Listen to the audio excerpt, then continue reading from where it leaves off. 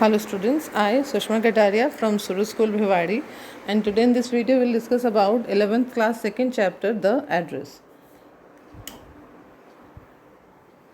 So let's discuss about the chapter first. It is a story of a girl whose mother, Mrs. S, gave their belongings to a lady called Mrs. Darling during the World War II. Unfortunately, during this war, Mrs. S died, but her daughter survives.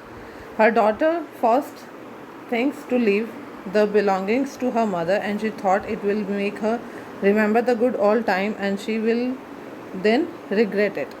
Okay so basically story क्या है, story में क्या दिखाया है कि world war second की situations हैं, and in that duration एक जो मदर है मिसेस एस, उनकी एक फ्रेंड है Mrs doling.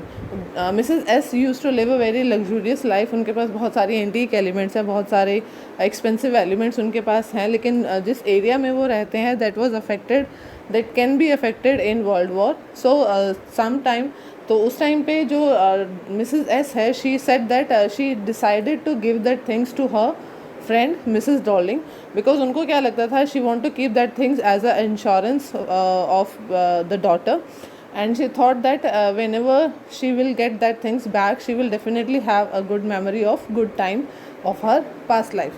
Clear? So this is the reason why she give that things to her friend. But after that जो daughter है उनको regret होता है that why my mother give all the elements to her. But later she become curious to see the mother's belonging. Daughter and the girl tries to get her belongings back, and then she find them. The object evokes memories of her old life. She decide to leave them all behind and resolve to move. Okay, so after some time, after the war condition, तो उसको लगा कि क्यों ना मैं ये सारी चीज़ों को मैं अपने पास ले आऊँ, अपनी मदर की जितनी भी बिलोंगिंग्स है, she want to keep all that things. लेकिन जो सिचुएशन, जो कंडीशंस उनकी थी, आफ्टर दैट उसने डिसाइड किया कि मैं इन सारी चीज़ों को भूल जाती हूँ एंड आगे अपनी फर्दर लाइफ में मूव ऑन करती हूँ. सो this is the story all about. Okay, so let's discuss. Mrs. S should give all of your precious item to me, as you might be asked to leave any time and you shall lose everything. Actually देखो क्या condition थी कि she used to live in the Mrs. S जो है वो एक war zone areas में रहती थी, एंड मिसेस रोलिंग जो है उन्होंने उनको सजेस्ट किया कि आप जितनी भी एक्सपेंसिव ऐसी चीज़ें हैं you can give it to me, because war condition में आपको कभी भी ऐसी सिचुएशन अराइज हो सकते हैं that you have to leave that place. Okay, तो उस टाइमिंग में जब आपको घर छोड़ना पड़ेगा, so you can not keep that everything with you. So Mrs Dorling कहती है, Mrs Dorling, are you sure about this, as the might get in trouble for helping a Jewish family. Okay, so Mrs S कहते हैं, it is completely fine by me, after all a friend Indeed. I insist you to store your belongings at my house and Macaroni Street house number 26. Thank you Mrs. Darling helping me out. Okay, so यहाँ पे conversation के through हमें ये पता चलता है कि उन्होंने, जो मिसेस एस है, उन्होंने उनको सजेशन दिया था that please give that things to me. लेकिन इस सजेशन और उन्होंने इसको मान भी लिया, कि उन्होंने, मिसेस एस ने उनको मान भी लिया, लेकिन after all the daughter was completely not agree with this opinion of mother that she give all the belongings to and all the rich elements to Mrs Darling, because she thought that it is not good to believe on any person without having such kind of authenticity. So but Mrs. S said that she will keep all their things to for your future. Okay, so but जो daughter है वो कहीं ना कहीं she was not able to rely on the thoughts process of mother. So that time जब उन दोनों के बीच में थोड़ा सा डिस्प्यूट हो जाता है, मदर और डॉटर के बीच में, वंस एक सिचुएशन आती है कि एक बार जब उनकी जो मदर है वो क्या कर रही होती है, she was just managing the house, and suddenly as she appear in the house she find that some things were missing. Okay, जब कुछ चीज़ें मिसिंग होती हैं उस टाइम पे जो मदर है, वो जो डॉटर है, अपनी मदर से पूछते हैं where the all the expensive things are. तो मदर बोलते कि I give all the things to Mrs Darling. Okay, तो यहाँ पे वो और दूसरे तरीके जब उसकी जो डॉटर है वो डिनाई करते that this is not the correct way to deal with the situation, at the time mother उनको फेवर करते हैं मिसेस डॉर्लिंग को। वो कहते हैं कि she was somewhere trying to help us, clear, she want to keep all that things for your future. Okay, so इसलिए उनको लगता है कि what she was doing correct. After the war Mrs. S dead but daughter survive. Okay, mister S की जो है वो death हो जाती है वॉर कंडीशंस के ड्यूरेशन में, बट जो डॉटर है वो सर्वाइव कर जाती है। और यहाँ पे डिस्ट्रक्शन क्या क्या होता है, she lost her mother, she lost her house, she lost everything what ever she have in her life, जो भी उनके पास जो एलिमेंट्स थे, she lost everything. So this is the destruction of war which happened in her life. Mrs. S daughters decide to bring back her mother belongings to Mrs. Darling. Okay, so एक question आएगा when she get the address of her of Mrs. Darling, कैसे उनको address मिला था। once अब जो मैं explain करने जा रही हूँ, the two questions will be explained to you. First is when did she first saw Mrs. Darling, पहली बार डॉटर ने Mrs. S को Darling को कब देखा, one question. Second question, how she get the address of that lady. So कैसे once जब वो enter कर रही थी अचानक से उनकी जो है वो टकरा जाती हैं एक लेडी से, but she was not able to see that lady at that time face by face, because she was wearing a hat and she was slightly bended down to drag the heavy luggage. जैसे वो heavy luggage को खींचने की कोशिश के कारण she was slightly bended down, वो थोड़ी सी झुकी हुई थी। ओके, सो उस टाइम पे जब वो सारी सिचुएशंस हो रही थी, she saw that lady first time, but not exactly उसने देखा और नहीं भी देखा, because she was not able to see the face of that lady, clear. तो यहाँ पे वो अगेन जब अंदर जाती है तो वो कहते हैं कि वो वॉज शी, तो उसकी मदर बताते हैं she was Mrs Darling, she was from where trying to help us, because she was वो इतना सामर्थ्य न होते हुए भी she was helping us and she was taking such pain and she was having the heavy luggage for us. Okay, so अब यहाँ पे वो कहते हैं कि how you are giving, तो कहते हैं okay this is the address of that lady. वो मदर जो है उस टाइम पे उसको एड्रेस देती है कि this is the address of that lady, whenever you need to get these things you can get that things your back.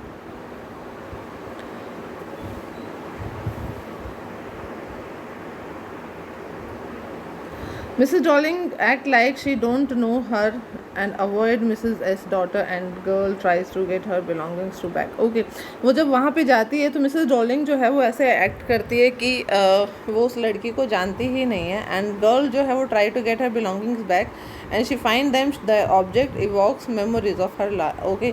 सो ये जो है वो पूरा एलिमेंट हो जाता है कि वो किस तरह से वो सारी चीज़ों को अवॉइड करने की कोशिश करती है। वो उनके घर जाती है तो क्या होता है। सो यहाँ पे इस चैप्टर को 3 पार्ट्स में डिवाइड किया है। फर्स्ट पार्ट है the first meeting when the daughter went to her Mrs Darling's house first time. Okay, so क्या पोर्शन दिखाया है। In the beginning of the story, it is narrated how the protagonist was given a cold reception when she went to the native place after her war. Okay, तो वो यहाँ पे क्या दिखाते हैं कि जब वॉर कंडीशन के बाद वो दोबारा जब अपने जगह पे जाती है तो वो देखती है कि जो उनको बहुत ही कोल्ड सा रिसेप्शन, यानी कि उनके साथ बहुत अच्छा सा बिहेवियर नहीं होता। यानी कि रिसेप्शन मतलब when someone enter in your home at the time you the way you first जो इंटरेक्शन होता है, फर्स्ट जो बिहेवियर होता है उसको आप बोलते हैं रिसेप्शन। यानी कि किसी गेस्ट को किसी को होस्ट करना, अपने घर में वेलकम करना, उसको बोलते हैं receptionary. Okay, the mother belongings after ringing a bell off. तो उसने क्या किया, उसने वो एड्रेस पे गई जो एड्रेस उसकी मदर ने दिया था। She went to that address and she rang the bell, but उस टाइम पे she was not able to have a good behavior by Mrs. Darling because she completely denied to recognize the girl. The house number in the एक question आएगा आपका 1 mark का, what was the address of that lady? 46 in Macaroni Street. A woman opened the door on being introduced, the woman kept staring at her silence. वो जो है वो कहती है there was no sign of recognizing on her face. The woman was okay so यहाँ पे उनके face पे एक भी बार ऐसा कुछ नहीं था कि उन्होंने पहचान लिया. Actually why she keep all that things with her. वो क्यों ले जाना चाहती थी? क्योंकि उसको पता है कि वॉर का डिस्ट्रक्शन क्या होता है. Everything completely destroyed after the war. तो उसको लगा था कि कोई भी वहाँ से बच के वापस आएगा नहीं. तो because of that reason she keep all the expensive. उसको लगा कि क्यों ना मैं ये सारी एक्सपेंसिव चीज़ें जो है मैं अपने घर ले जाती हूँ. बिकॉज आफ्टर द वॉर दोनों में से कोई भी नहीं बचना, ना ही घर बचना है. तो it's better to keep all that things. तो this is the intention of Mrs Darling. Okay so because of that reason she was shocked when she saw Mrs daughter over there. तो यहाँ पे पहली बार तो उसने उसको पहचानने से ही मना कर दिया.